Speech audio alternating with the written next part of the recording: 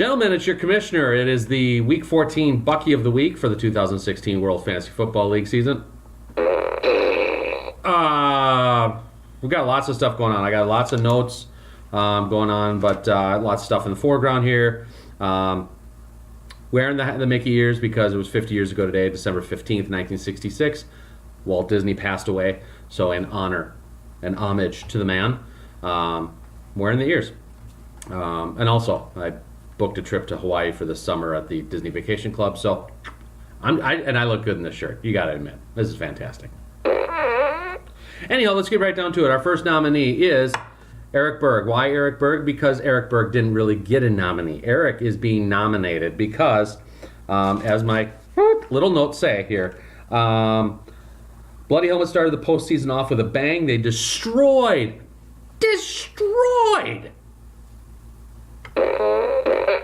Rafi's Revenge, winning 75-49.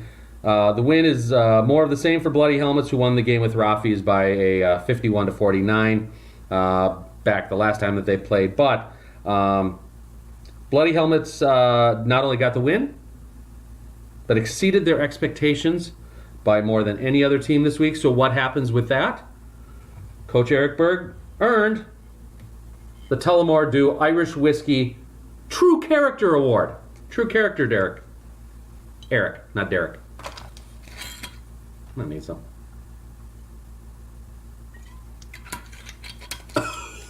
Smooth! All right. Congratulations on that, Eric. All right, let's get right down to it, though. Oh, boy. Who do we got? I mean, we got so many people here. Okay. Eric, because he destroyed. That's how I said it.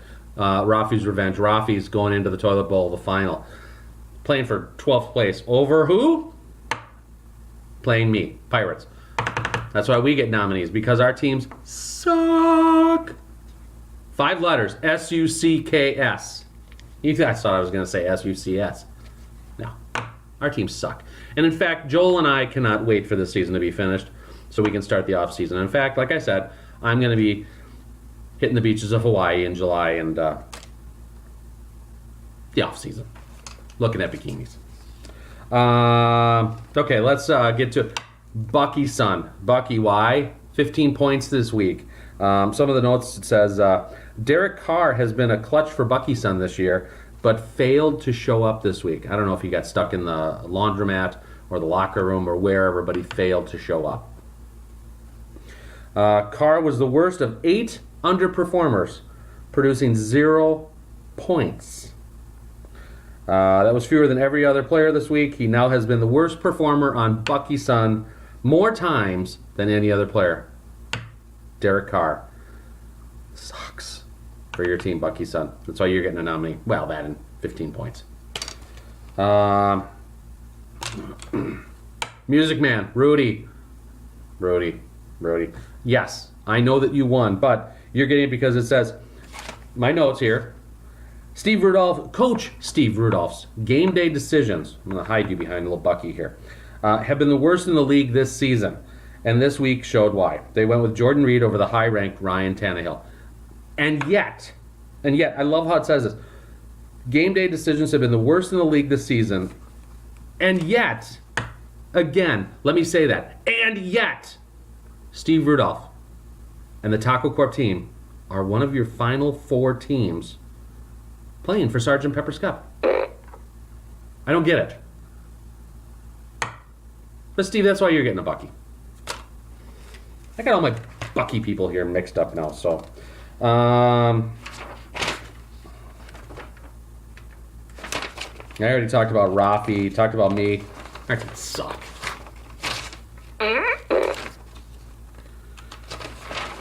Oh.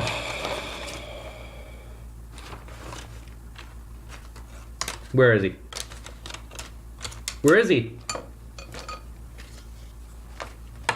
Paul Ness. Paul, I forgot even to grab you. I forgot that I nominated you. But it says Coach Paul Ness's squad was taking a collective personal day over the weekend.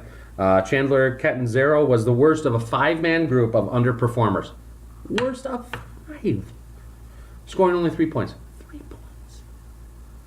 You take Luke's whole point total, divide that by 5, and that's what gave you. 3 points.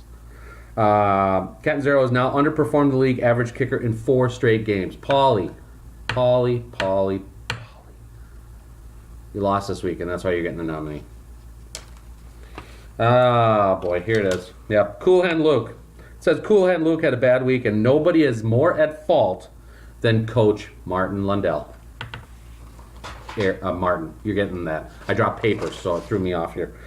Started Doug Baldwin instead of Taylor Gabriel, despite the experts' predictions that Gabriel should have been played. And that decision cost you 9 points out of Cool Hand Luke's final score. And basically, well, it cost you the game. You could have won, but no, you lost. 53-47 to the practice squad. I'm just saying. I'm going to pick up my papers here. I'm back. I needed them. Otherwise, I could have just let him go. But I needed those papers. Last, but not least, Chumley Van Dyke. Chad.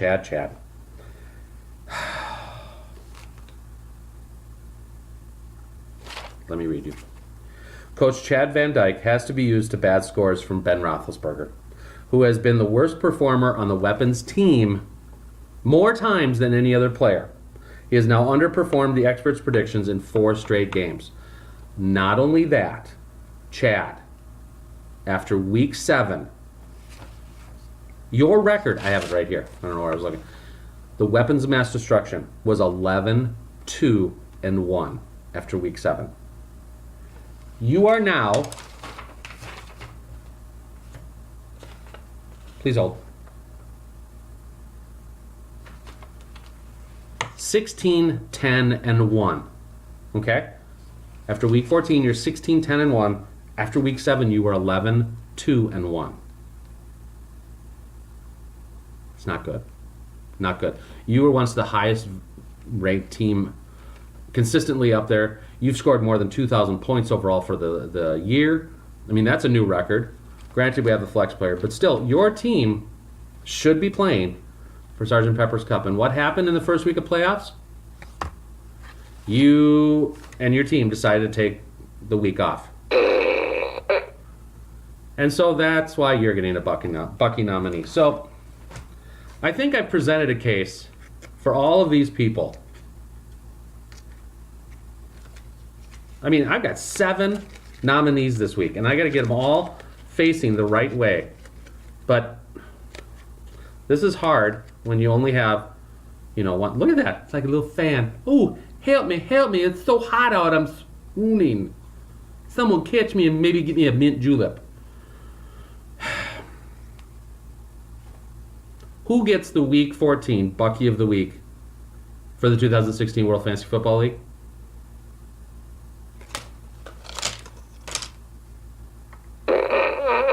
The giant turd goes to Luke Sherry. Luke, 15 points in the playoff. You had the second best record overall. You were the division regular season champion going into the playoffs. And you score 15 points. 15 points? I mentioned that in the commissioner's report yesterday. In fact, I'm going to reread this, though. But you had no starter scoring more than 3 points, except your Dolphins' defense. 15 points. It's the 18th time that a team in the World Fantasy Football League has scored 15 or fewer points in the playoffs. The last time someone scored 15 or fewer was Week 15 of the 2005 playoffs, when your dad did that for Groves 4B. But back then, no one had the flex player.